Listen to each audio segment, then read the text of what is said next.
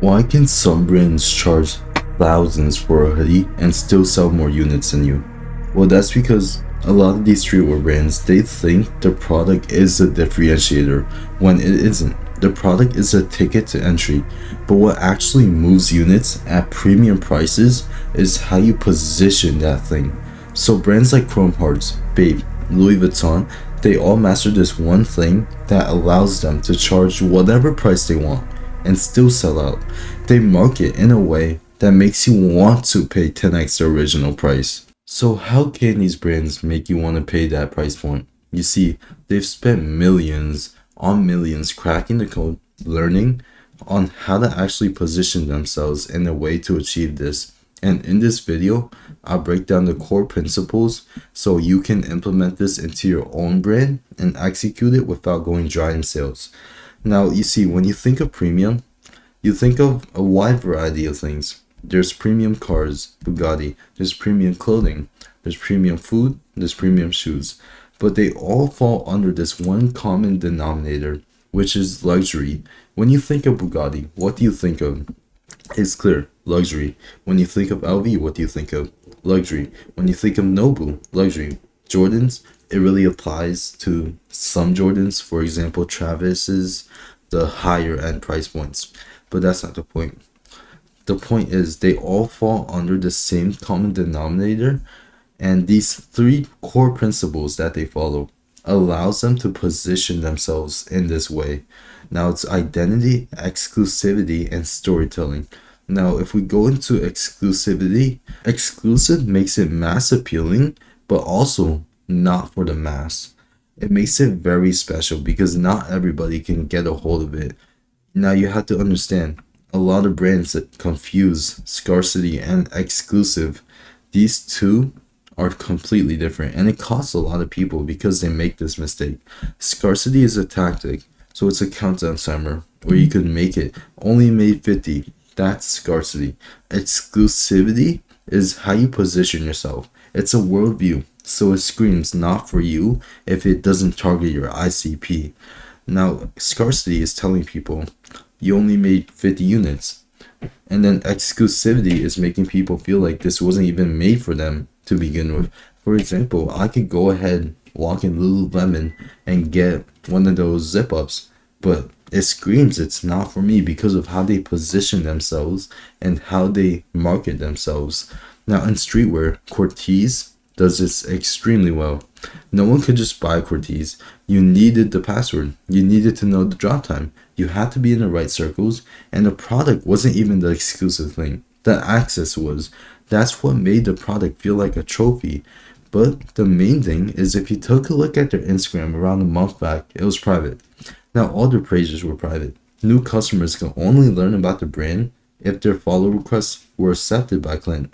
Now, according to this website, which is I forgot the name, but it was an established website. Account was on private 95% of the time for the last 18 months. Only way to find it was via someone you knew. No explore page, no sitting, no paid for ads, no articles. It was just one thing. They're private.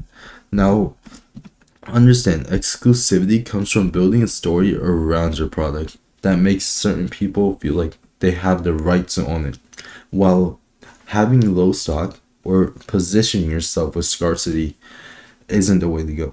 It shouldn't be for everyone, and you should have a targeted ICP. For example, you could appeal to literally everyone in the market, but that also means you will compete with everyone on the market because you're not exclusive to one certain market.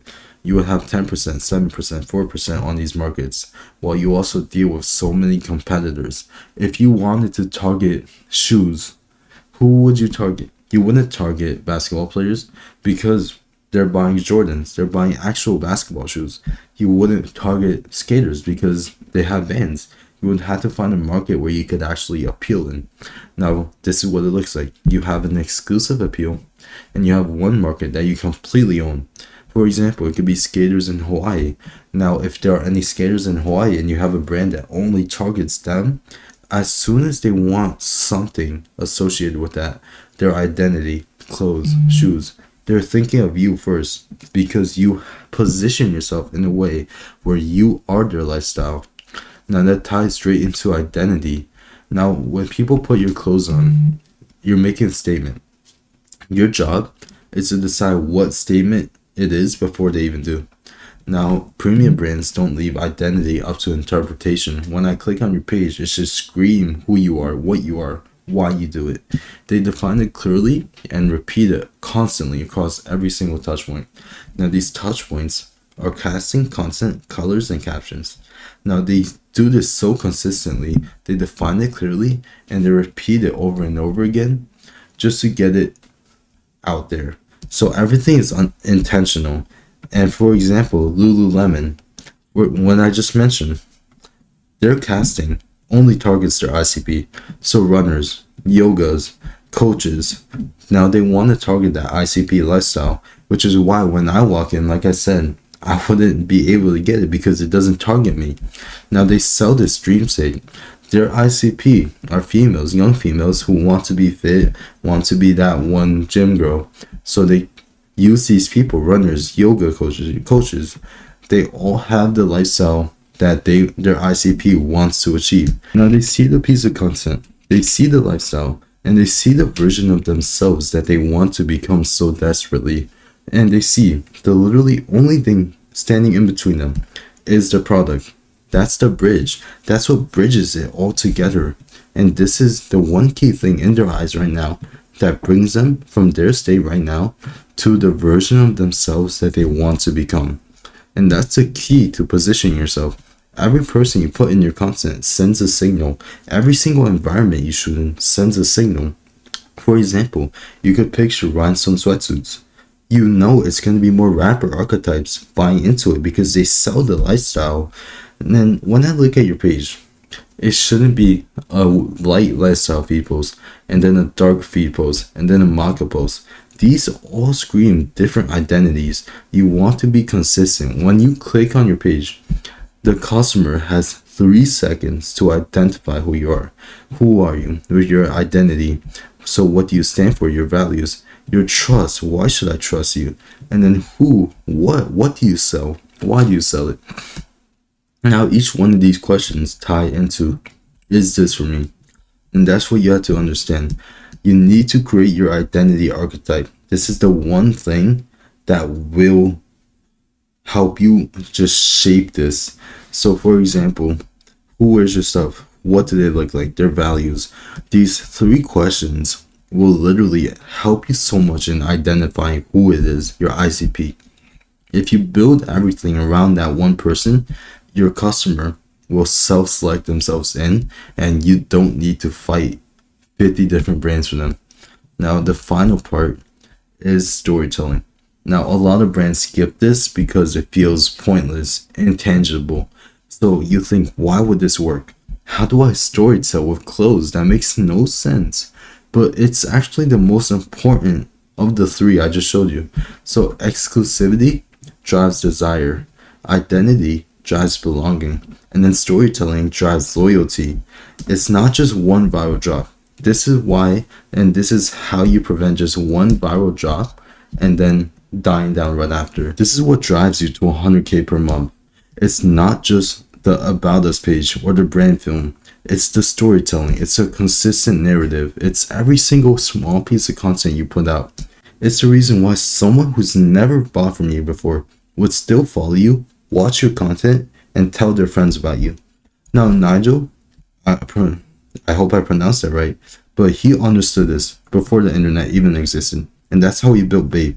He was building a myth, and the store was intentionally hard to find. Products were intentionally hard to get. He was building a world around it. Every connection, the camo, the ape logo, everything. It was a chapter in the story he was writing. Now, he didn't just explain the brand, he lived it. Kanye wore it. Pharrell wore it. All of these influencers that you see wore it.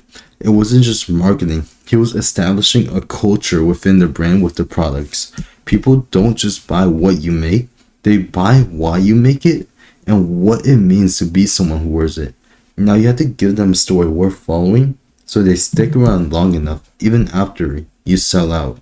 Now, here's where most brands go wrong. They obsess way over the product and ignore positioning.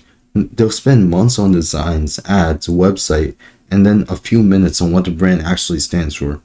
Brands doing real numbers have figured out that the product is almost secondary. What they're selling is actually a feeling, a world, a version of who the customer wants to be. Exclusivity makes them want it, identity makes them see themselves in it, and storytelling makes them stay. You don't need a massive budget to implement any of this. You need clarity. Clarity on who you're building for, what you stand for, and what world you invite these people into. So I want you to ask yourself right now, what world am I building? And why would anybody want to be a part of it? If this helps, just shoot me a subscribe because there's a lot more coming. And if you need any help on establishing your brand identity, I could take a quick look at your page. Just DM me on Instagram at Will Flair.